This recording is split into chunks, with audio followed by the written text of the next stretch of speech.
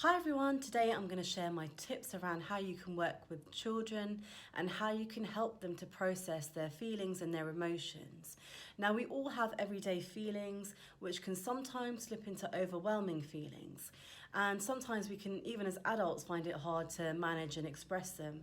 But children in particular might find this difficult because lots of children don't have the vocabulary to really tell you what's going on for them emotionally.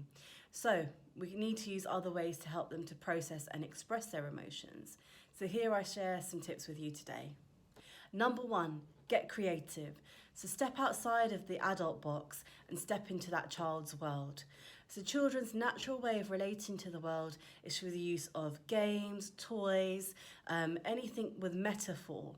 So use other techniques, other ways to help them express feelings. So it doesn't always mean asking them directly about their feelings, but you could use characters, you could use characters from books, you could use games, you could use toys.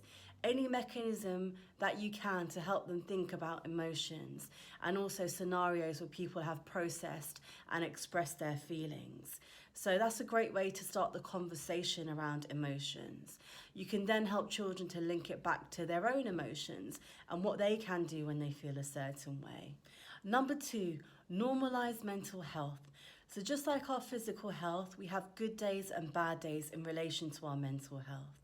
There's no such thing as good or bad feelings, so often it's useful to reassure children of this. So sometimes we might think that anger's a bad feeling or really intense emotions are bad feelings, but that's not the case. The feeling itself is not bad, so reassuring children of this can help them to dispel and tackle any feelings of guilt or shame. And you can let them know that it's not the feeling itself which is good or bad, but we can have different choices and make different choices in terms of how we choose to express our feelings. And that's what you can work with them with. So encourage them to develop more positive coping strategies. And actually, in that way, they can choose different alternatives and different ways of expressing how they're feeling. So rather than kicking a chair, for example, when they're feeling angry, what they might do is choose to use a mindfulness or a breathing technique. So encourage children to think through their actions and the consequences of their actions. Number three, explore with children ways that they can develop their own coping mechanisms. So what could they do to help themselves to feel calmer and more relaxed, particularly when they're experiencing heightened emotions? So this could include helping them to think about the adults that they could speak to, both at home, at school, and outside of these contexts. But you can also start to think with them around self-care strategies. So what helps them to feel calm and relaxed? Is it playing games? Is it doing some artwork? Is it listening to music, doing some form of exercise, having a nap, having a bath, doing some colouring? Really think with them about kind of self-care, self-soothing and self-regulating activities. If they have some idea of what other alternatives they can choose, they might be more likely to be able to use these in times where they feel like they're stressed or anxious or they need to calm down. And the more often that you practice these techniques with your children, the easier it is to normalize these techniques, and also the easier it becomes for them to transfer these techniques to other situations. So practice techniques and self-care strategies with your children outside of the times that they feel stressed and anxious or upset or angry or in a heightened state of emotion. And when you can do this outside of those moments, the hope is that they can then eventually learn to transfer these positive coping mechanisms to the times where they do feel stressed and anxious, because they'll know that by choosing these activities, it has a positive impact on the way that they think and the way that they feel. Listen to and validate your child's feelings. Empathy goes a long way. Whether you think that feeling is correct or not correct in that moment, that feeling feels very real for that child in that moment.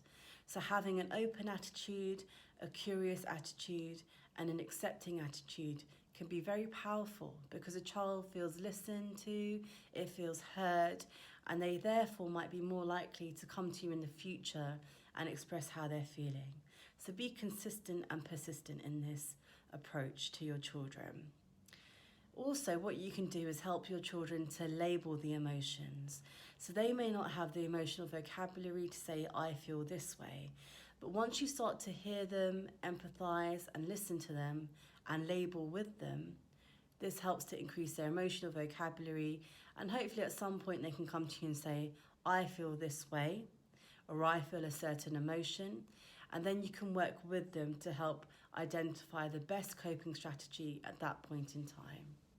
You can also encourage your children to engage in mindfulness, relaxation, and visualization strategies. And I've covered some of this in my previous videos as well. This helps them to get used to the idea of regulating their emotions.